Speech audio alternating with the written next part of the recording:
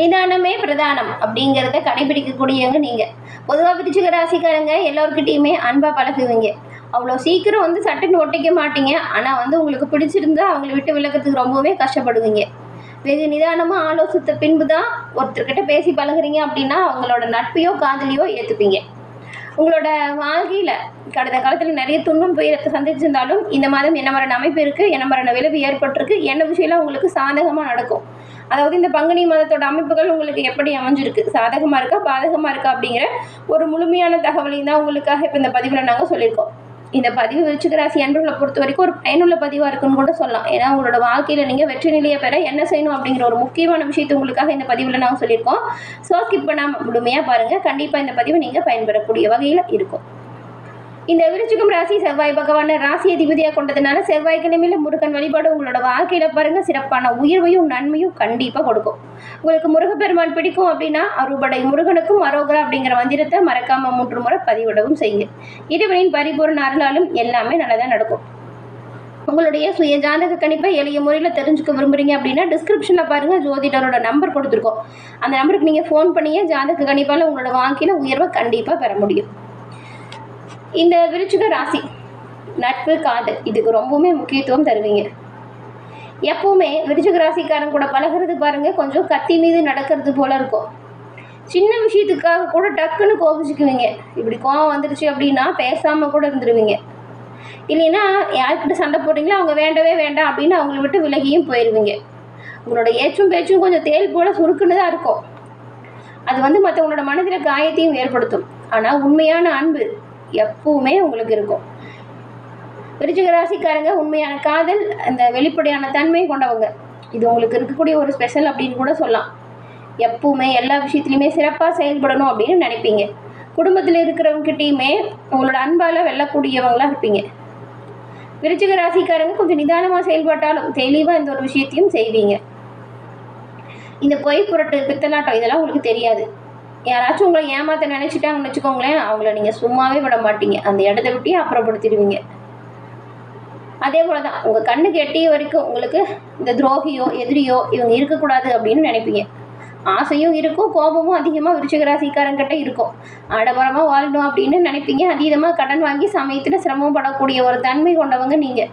அவசரப்பட்டு கடன் வாங்கிட்டு அது இஎம்ஐ செலுத்த முடியல அப்படின்னு சிரமப்படக்கூடியவங்களா நீங்கள் இருப்பீங்க. ஒரு கடனை அடைக்க மறுபுறம் கடனை வாங்கி பழைய கடனை அடைக்கிறது பெரும்பாலும் இந்த வழக்கமான ஒரு விஷயமா இந்த விருச்சிக ராசி அன்பர்கள் உங்களுக்கு அமையும்.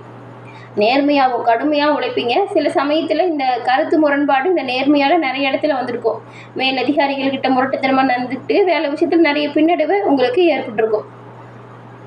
அதே போல் மனசுக்குள்ளே பார்த்தா எப்போவுமே ஒரு பயம் இருக்கும். ஆனால் அது வெளியில் காட்டிக்க மாட்டீங்க. சந்திரன் நீச்சமாகக்கூடிய ராசி இது அப்படிங்கிறதுனால ஒரு பாதுகாப்பாற்ற உணர்வு உங்களுக்கு இருக்கும். கோபம் இருக்கிற இடத்துல தான் குணம் இருக்குதுன்னு சொல்லுவாங்கள்ல, அதுக்கு நீங்கள் தாங்க ஒரு சிறந்த உதாரணமாக இருப்பீங்க. பாசமாக இருப்பீங்க, பழக்கத்துக்காக உயிரை கூட கொடுப்பீங்க. ஆனால் நம்பிக்கை துரோகம் இந்த பொய் புரட்டு பேசுகிறவங்க எங்களை பார்த்தாலே உங்களுக்கு பிடிக்காது. இப்படி கொண்ட உங்களுக்கு இந்த மாதம் என்ன மாதிரி அமைப்பு உருவாகியிருக்கு, என்ன விஷயம்லாம் நீங்கள் நினச்சது போல் நடக்கும் அப்படிங்கிறத வாங்க பார்க்கலாம். இப்போ பாருங்கள், மாசி மாதம் முடிஞ்சு பங்குனி மாதம் பிறந்துடுச்சு. இந்த மாதத்தில் விருச்சிக ராசிக்காரங்களுக்கு என்ன பலன் கிடைக்கும், என்ன பரிகாரம் செஞ்சால் நன்மைகளை பெறலாம், எந்த விஷயத்தில் நீங்கள் கவனமாக இருக்கணும், நீங்கள் வழிபட வேண்டிய தெய்வங்கள் குறித்து இப்போ விரிவாக இந்த பகுதியில் பார்க்கலாம்.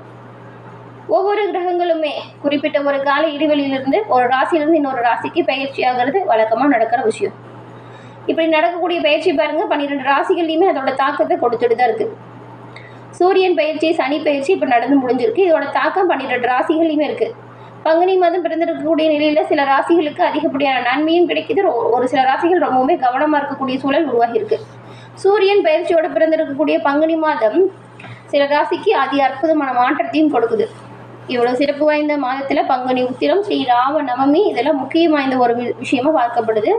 முருகன், அனுமன், பெருமாள், ராமருக்கெல்லாம் விசேஷம் நிறைந்த ஒரு சிறப்பான மாதம் இந்த மாதம். இந்த மாதத்தில் விருச்சிக ராசிக்காரங்களுக்கு என்ன ஒரு அமைப்பு இருக்குது அப்படின்றத இது பார்க்குறோம். விருச்சிக ராசி அல்லது லக்கணம் சார்ந்தவங்களுக்கு ஜீவனாதிபதியான சூரியன் பஞ்சமஸ்தானத்தில் 5ஆம் இடத்துல இந்த மாதம் முழுவதும் அமர்ந்திருக்கிறதுனால தொழிலையும் சரி உங்கள் வேலையிலையும் சரி நல்ல ஒரு அதிர்ஷ்டங்கள் உண்டாகும். அதிர்ஷ்டங்கள் உங்களை தேடி வரும் அமைப்பு இப்போ இருக்குது. வியாபாரத்தில் இதுவரைக்கும் இல்லாத அளவுக்கு அற்புதமான மாற்றங்களை நீங்கள் செய்வீங்க. இதன் மூலம் வெற்றி பெறும் யோகம் உங்களுக்கு எல்லா வகையிலுமே வந்து சேரும்.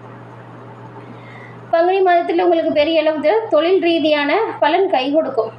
இந்த மாதம் 20ஆம் தேதி வரைக்கும் ராசிநாதன் செவ்வாய் 4ஆம் இடத்துல வலிமையாக இருக்கிறதுனாலையும் குருவின் பார்வை அமோகமாக இருக்கிறதுனாலையும் பெரிய அளவில் நல்ல ஒரு மாற்றத்தையும் சிறப்பான யோகத்தையும் நீங்கள் பெற போறீங்க. குறைகள் பெருசா இல்லாம நிறைகள் அதிகம் இருக்கக்கூடிய ஒரு சிறப்பான மாதமா இந்த மாதம் அமையும்.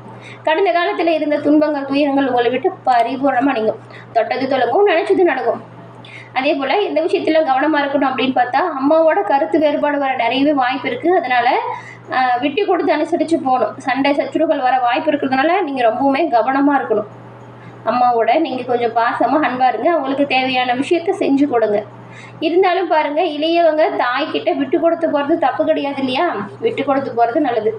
அதுக்கு நீங்க தேவையில்லாத விஷயத்துல மூக்க நுழைக்காம இருக்கணும். அவங்க சொல்ற விஷயத்தை கேட்டு நடந்தாலும் பிரச்சனை வராம நீங்க இருக்கலாம்.